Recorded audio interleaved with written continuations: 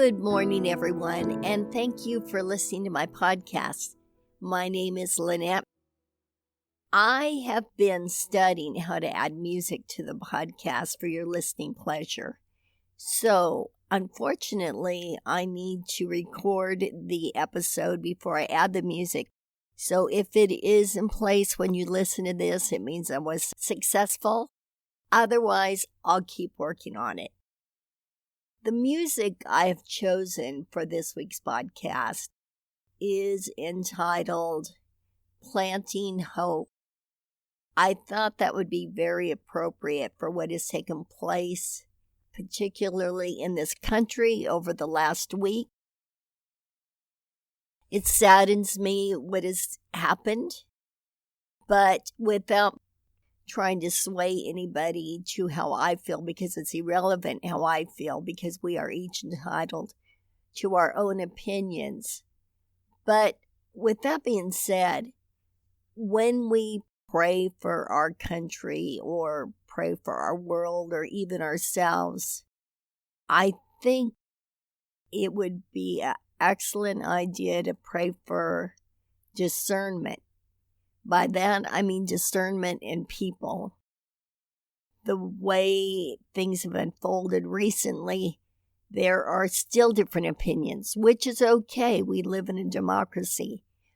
But if there's any indecision as to who's right, who's wrong, or whatever, I think the best thing we can do for ourselves is pray.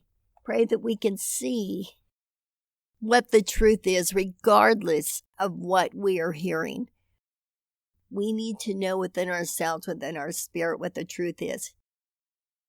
And that goes for life in general. Which brings me to another topic, and that is the difference between confidence and ego. When we are or trying to be successful at something, if we can be ourselves and just do the very best job that we can do, that is confidence. Just knowing within yourselves that you did a good job, that you are being you, because each person has their own individual spirit. And if you're being you, that uniqueness comes out. It doesn't matter if ego, on the other hand, is trying to be successful at any cost. But unfortunately, when your ego gets in the way, your individual uniqueness doesn't shine through. If you can just be yourself, do your best job, then you are truly successful in your own right.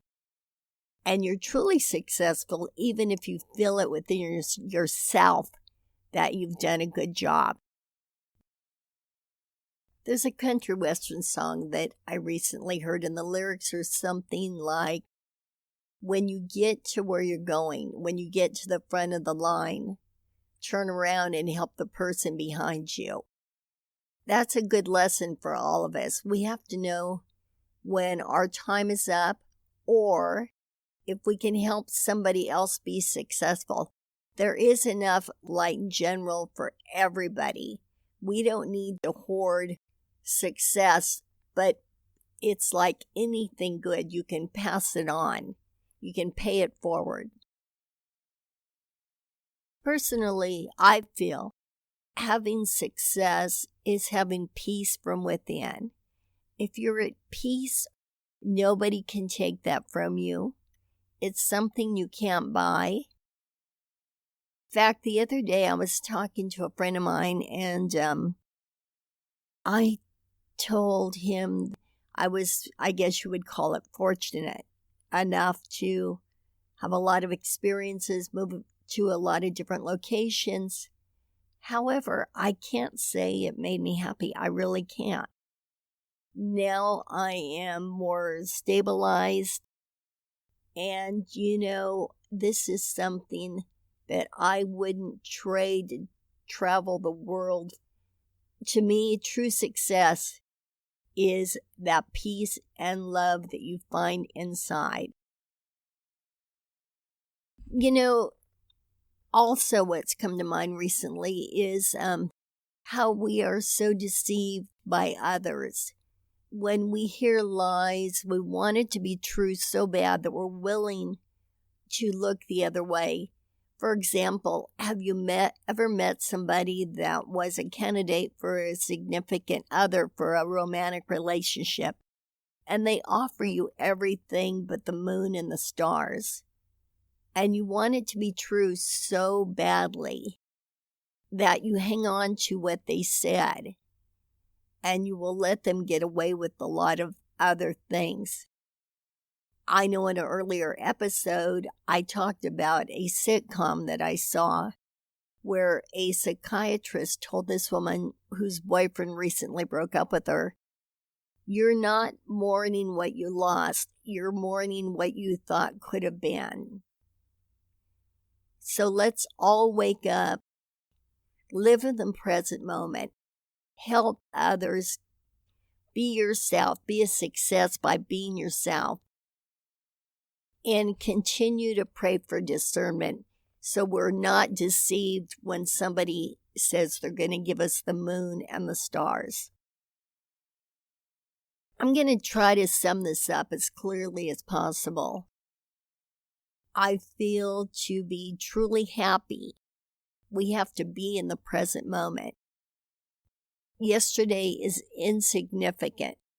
It's over, it's done, it's not even a reality anymore. So to be truly happy, we have to be at peace. To be at peace, you have to be in the present moment.